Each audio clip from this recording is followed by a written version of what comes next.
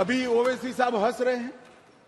ओवैसी साहब, मैं भी थोड़ा साइकोलॉजी पढ़ा हूं, विज्ञान का विद्यार्थी हूं। फिर इनके मन में है कि आपने बदल कर रख दिया। मान्यवर, मैं कहना चाहता हूं, हमने राजद्रोह की जगह देशद्रोह की स्थिति रखी। अब ये देश आजाद हो चुका है, लोकतांत्रिक देश है। शासन की टीका तो कोई भी कर सकता है, किसी को भी करने का अधिकार है। इसके लिए इस देश में अब किसी को जेल में नहीं जाना पड़ेगा, चाहे हमारा शासन है। मैं फर्क समझाता रहा हूं, जो बड़े कटाक्षमय तरीके से ओवैसी साहब हंस रहे हैं इसलिए। मगर इस देश के खिलाफ कोई बोल नहीं सकता, इस देश के हितों को कोई नुकसान कर नहीं सकता। इस देश के झंडे, इस देश की सीमाएं, इस देश के संसाधनों के साथ अगर कोई खिलवाड़ करेगा तो निश्चित रूप से उसको जेल में जाना, और जेल में जाना चाहिए। मानिए, ये हमारी सरकार का ट्रस्ट है। इस देश की सुरक्षा किसी भी की सुरक्षा से सबसे ऊपर होनी चाहिए, सुप्रीम होनी चाहिए, सबसे पहले राष्ट्रपति। इसलिए जो लोग राजद्रोह हटाकर हम देशद्रोह की धारा लाए हैं, इनको अपने विचारों के कपड़े पहनाने का प्रयास करते हैं। इसलिए मैं इस पर डिटेल में बात करता हूं। मान्यवर, आईपीसी 124C, उसमें शब्द प्रयोग था सरकार के खिलाफ की गई बात। मेरी बात ध्यान से सभी सदस्य सुने। अंग्रेजों ने बनाए हुए कानून में लिखा था 124C, सरकार के खिलाफ की गई बात। बीएनएस धारा 152 जो इसकी जगह आई है, भारत की संप्रभुता, एकता और अखंडता को तोड़ने वालों पर इस धारा का उपयोग है। वहां सरकार शब्द प्रयोग है, यहां देश है, भारत शब्द प्रयोग है। आईपीसी में आसन या प्रयोजन की बात नहीं की थी। किस उद्देश्य से आप बोलते हैं, किस उद्देश्य से करते हैं, इसकी बात ही नहीं की। करना ही काफी है। हमने इसमें देशद्रोह की डेफिनेशन में आशय की बात करी है। उसका उद्देश्य क्या है, उसका आशय क्या है, इसका महत्व है।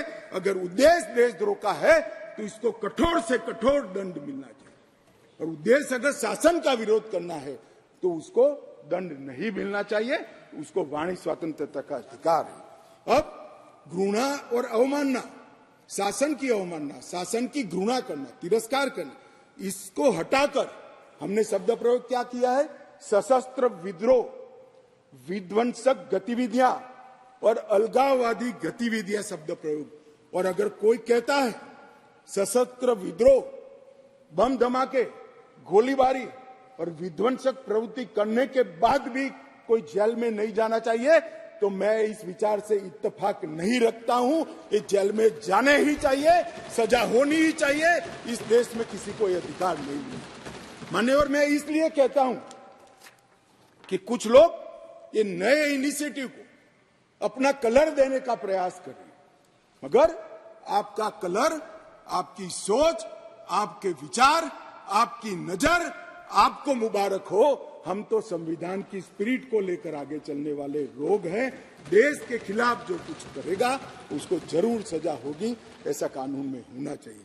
मान्यवर, आज मैं इतना ही कहना चाहता हूं कि हजारों स्वतंत्र सेनानी जो राजद्रोह की कलम के तहत अपने जीवन के सुवर्ण काल जेल में काटे, देश को आजादी दिलाने के लिए, अंग्रेजों को देश में निकालने के लिए, आज नरेंद्र मोदी सरकार के इनिशिएटिव से इनके आत्मा को एक प्रकार से जरूर संतुष्टि मिलेगी कि आजाद भारत में आज ये अन्यायी प्रोविजन को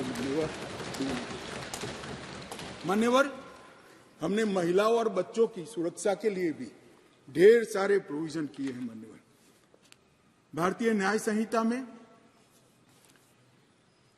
एक नया चैप्टर महिलाओं और बच्चे के प्रति अपराध करना हमने ऐड किया है। इस विधेयक में 18 वर्ष से कम उम्र की महिला के बलात्कार से संबंधित प्रोविजन में हम बदलाव कर रहे हैं। मौजूदा बलात्कार का प्रोविजन रीनंबरिंग तो हुआ है, तथा नाबालिग महिलाओं के सामूहिक बलात्कार को पॉक्सो के साथ सुसंगत बना देता है, क्योंकि कुछ प्रोविजन ऐसे थे जो पॉक्सो में ज्यादा हार्ड थी। जिनको फेवर करनी थी वहां पुलिस स्टेशन में पॉक्सो अप्लाई नहीं किया जा सकता है। अब पॉक्सो अप्लाई करे न करे, बलात्कार करने मात्र से पॉक्सो की सभी धाराएं ये न्याय संहिता के माध्यम से लागू हो जाएगी और उनको सजा। आयु का अधिकार आधारित वर्गीकरण ठीक नहीं था। क्रमशः 18, 16 और 12 वर्ष की उम्र के नाबालिगों के बलात्कार के लिए हमने अलग अलग सजा का निर्धारण किया है। 18 वर्ष से कम आयु की बच्चियों के मामले में आज जीवन कारावास और मृत्यु दंड का प्रावधान हमने किया है। मान्यवर, उनको फांसी की सजा। गैंग रेप के मामलों में 20 साल की सजा या जिंदा रहने तक की सजा का प्रावधान किया है और 18 वर्ष से कम उम्र की स्त्री के साथ बलात्कार में फिर से फांसी की सजा को हमने यहां पर रखा है। मान्यवर, बलात्कार की परिभाषा के तहत भी एक एनोमली थी। सहमति से बलात्कार में 15 वर्ष की जो आयु डाली थी उसको बढ़ाकर हमने 18 साल किया है। तो 18 साल से कम आयु की बालिका के साथ कोई भी कुछ करेगा तो माइनर रेप के दायरे में घुस जाएगा। मान्यवर, इसके बाद जेंडर न्यूट्रल कानून बना है। कई जगह पे कई सारी चीजें छूट गई थी। लड़के और लड़कियों के व्यापार जो एक घृणित अपराध है, इसमें सिर्फ लड़कियों का जिक्र था, वहां लड़कों को भी डाल दिया गया है। और आईपीसी की धारा 366A में भी नाबालिग लड़की के साथ बच्चे का भी जिक्र कर इसको जेंडर न्यूट्रल बनाने का हमने प्रयास किया है। मान्यवर, आतंकवादी कृत्य को इतने सालों के बाद 1 लाख से ज्यादा लोग आतंकवाद की बलि पर चढ़ने के बाद 75 साल के बाद पहली बार आपराधिक न्याय कानूनों में जगह देने का काम नरेंद्र मोदी सरकार को। हमारा वादा था मान्यवर इस देश की जनता को कि हम आतंकवाद के खिलाफ जीरो टॉलरेंस की नीति रखेंगे और आतंकवाद की व्याख्या ही नहीं थी। कुछ सांसदों ने, मैं बाद में जवाब देता हूं, कहा है कि यूएपीए में है, मगर जहां उनके प्रभाव वाली सरकारें थी वहां यूएपीए को लगाते नहीं थे। आतंकवादी कृत्य कर सादे गुना की सजा में निकल जाते थे। अब हमने ये मूल कानून के अंदर ही आतंकवाद का जिक्र कर ऐसे लोगों को जेल के बाहर आने का रास्ता लगभग असंभव कर दिया। मुझे मालूम है कुछ लोगों को बड़ी तकलीफ हुई, बताया भी है, मैंने भाषण पढ़े हैं, मुझे तो आश्चर्य हो रहा है। इस देश के कानून में आतंकवाद को रोकने की धारा है और इस सम्मानीय सदन का कोई व्यक्ति उसको मानव अधिकार के नाम से विरोध करे। आतंकवाद ही मानव अधिकार का सबसे बड़ा हनन करता है। जो आतंकवाद फैलाता है, आतंकवादी कृत्य करता है, जिसका जो विक्टिम होता है, इसके मानव का अधिकार का हनन आतंकवादी कृत्य करने वाला व्यक्ति करता है और उसको कठोर से कठोर सजा मिलती है।